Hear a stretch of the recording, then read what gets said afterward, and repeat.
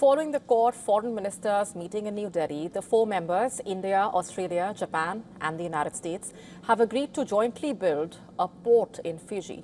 The Quad leaders also signed pacts covering critical minerals and energy security as they sought to inject fresh energy into the grouping.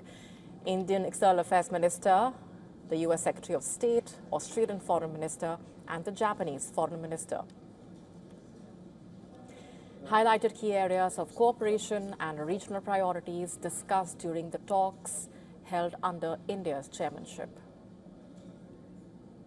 Potentially, as I said, the Indian External Affairs Minister said the four democratic nations continue to deepen cooperation across sectors, including business, healthcare and digital technology, contributing to innovation, prosperity and regional stability.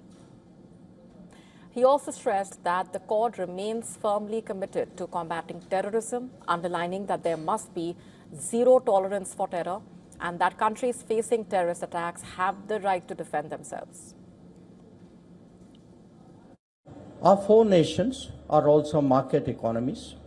We believe strongly that economic resilience should be promoted, that supply chains should be strengthened, trusted and secure technologies diffused, and production capacities enhanced. Our deliberations touched on the current energy and fertilizer availability as well as that of critical minerals and resources. The goal is to intensify cooperation among ourselves while also assisting others. The Australian Foreign Minister said the Quad is increasingly delivering practical outcomes while working to ensure a free, open and stable Indo-Pacific. She noted that the grouping has already advanced cooperation in disaster response, infrastructure development, undersea connectivity, maritime security and critical minerals. We are also today announcing the strongest ever commitment from the Quad to the Pacific through the Quad Ports of the Future partnership, where we are launching a pilot for port infrastructure in Fiji. We are also working together to strengthen cooperation against scam centres, particularly in Southeast Asia. In fact, Japan's foreign minister said Indo-Pacific countries must enhance resilience and strengthen their ability to shape their own future, particularly in the area of economic security.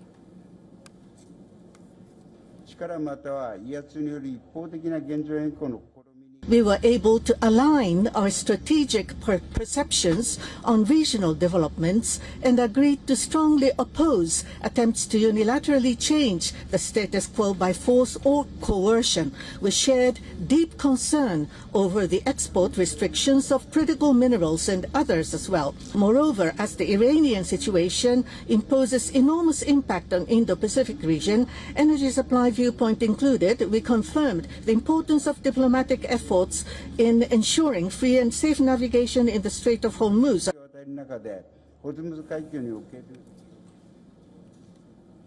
And the US Secretary of State announced that the Quad will launch a critical minerals framework along with a new energy security initiative aimed at ensuring stable and reliable energy supplies among member nations.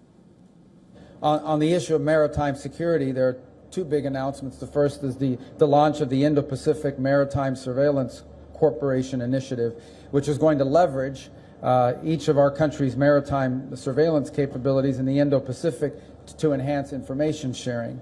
Related to that, of course, is also the expansion of the Indo-Pacific Maritime Domain Awareness Initiative, which provides and can provide near real-time commercial maritime domain awareness data.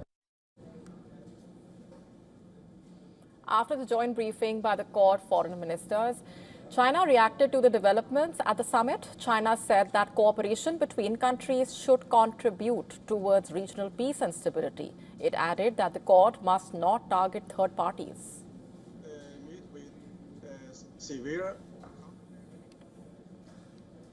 And for more on this, our Assistant Editor, Foreign Affairs, Siddhant Sibal, has sent us this report. The Quad foreign ministers met here in the Indian national capital earlier today. with key announcements being announced, including on critical minerals, on maritime surveillance, including in the Indian Ocean region, on energy and on port infrastructure, including in Fiji, the port infrastructure of that country in the Indo-Pacific. In the joint statement, of course, clearly mention of the situation in South China Sea, but a clear message that the grouping is here to stay. There is a momentum, and the fact that this meeting shows the unity between the four countries. But there are questions as well over the next summit. Last year the summit could not materialize, and this year as well there is no mention when the summit will happen, even though the joint statement mentions about all four countries coming together and planning to convene the summit very soon. With video journalist Piyush Siddhantipal for WION in New Delhi. To stay up to speed with the latest news, download the WION app and subscribe to our YouTube channel.